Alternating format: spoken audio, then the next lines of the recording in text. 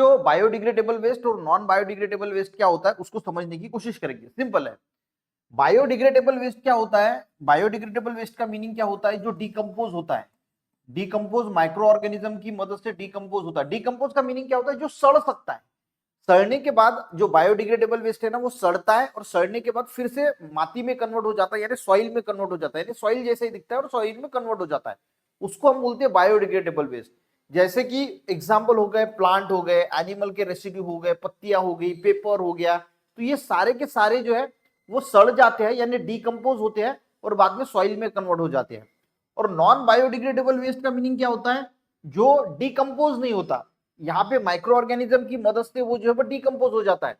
और ऐसा वेस्ट जो डिकम्पोज नहीं होता, जैसे प्लास्टिक हो गया, ग्लास हो गया, कुछ मेटल्स हो गए, तो ये डिकम्पोज नहीं होते, उसको बोला जाता है नॉन बायोडिग्रेडेबल वेस्ट। ये कंसेप्ट है, अब मैं बुक में पढ़ता हूं ताकि और आपके कंसेप्ट जो है क्लियर हो जाएंगे। सबसे पहले देखिए biodegradable waste. Some waste product can be decompose by micro organism in few month, यानी कुछ ही महीनों में माइक्रो ऑर्गेनिज्म की मदद से कुछ वेस्ट जो है वो डिकम्पोज हो जाता है। डिकम्पोज का मीनिंग सड़ना। After decomposition they become the part of soil, यानी वो सड़ने के बाद सॉइल का पार्ट बन जाते हैं। This kind of waste are called biodegradable waste. तो ऐसे वेस्ट को हम बोलते हैं biodegradable waste. The waste that decompose naturally in the environment and are considered safe for the environment are called biodegradable substance. और ऐसे सब्सटेंस जो decompose हो जाने के बाद एनवायरमेंट को कोई हार्म नहीं पहुंचाते। अब देखिए, जो प्लांट है, एनिमल्स है, या फिर कोई भी मटेरियल जो सड़ जाता है और माटी में घुल के माटी का पार्ट बन जाता है, तो ये नेचर के लिए नुकसानदायक नहीं है, उलट नेचर के लिए फायदेशीर है, क्योंकि ये सॉइल में जाके सॉइल की फर्टिलिटी को इंक्रीज करता है। ये कोई पोल्यूशन नहीं करता, सॉइल पोल्यूशन नहीं करता, वहां पे जाके वो सॉइल की फर्टिलिटी को इंक्रीज करता है। तो सॉइल के लिए भी इंपॉर्टेंट है और नेचर के लिए भी ये बहुत फायदेशीर माने जाते हैं। जैसे material like plants, animals and their waste, paper हो गया, fruit, flower, vegetable are biodegradable waste. तो फ्रूट है, फ्लावर है, वेजिटेबल्स है, प्लांट्स के रेसिड्यू है, एनिमल्स के रेसिड्यू है, पेपर है, या ये पेपर की अगर हम बात करें ना, वो लकड़ी से, प्लांट से ही बनाए जाते हैं, ठीक है। इस वजह से वो जो है वो डिकम्पोज हो जाता है, वो ये बायोडिग्रेडेबल वेस्ट में आता है। अब नॉन बायोडिग्रेडेबल वेस्ट में मैंने जैसा बताया कि जो डिग्रेड नहीं होता, डिकम्पोज नहीं होता। Some waste product do not decompose easily, वो इजीली जो है वो डिकम्पोज नहीं होते। This stay unchanged even after 100 year.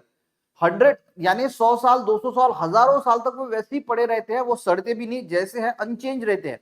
जिसके प्लास्टिक हो गया, कांच हो गया, उसमें कोई इंपैक्ट नहीं आता। These kind of waste are called non biodegradable waste, और ऐसे वेस्ट को हम बोलते हैं non biodegradable waste. Such waste which do not decompose naturally in the environment cause pollution and are harmful to the living being are called non biodegradable substance। और ये जो substance होते हैं, जैसे प्लास्टिक हो गया या फिर कांच हो गया या अलग अलग प्रकार के केमिकल्स हो गए, तो ये हमारे लिए भी हार्मफुल होते हैं और ये पोल्यूशन भी करते हैं। सॉइल के अंदर अगर प्लास्टिक जाएगा तो वो सॉइल का पोल्यूशन करता है, वो सॉइल की फर्टिलिटी कम करता है, तो ये नेचर के लिए अच्छे नहीं होते।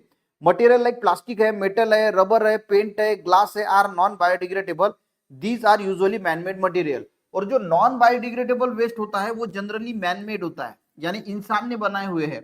और जो बायोडिग्रेडेबल वेस्ट होता है ये नेचुरल होता है, पर कुछ यहाँ पे भी मैनमेड होता है, जैसे पेपर हो गया, ये मैनमेड है पर प्लांट से बना है।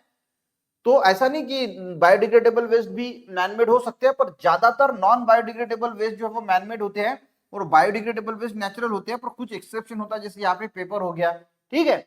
तो ये आपको समझना है। तो आपको आई थिंक आपको बायोडिग्रेडेबल वेस्ट और नॉन बायोडिग्रेडेबल वेस्ट में क्या डिफरेंस होता है ये समझ में अगर आ गया। एक लाइक जरूर करना, अपने दोस्तों को भी शेयर करना, चैनल पे नए जरूर सब्सक्राइब करना। मिलते हैं नेक्स्ट वीडियो में, तब तक के लिए जय हिंद।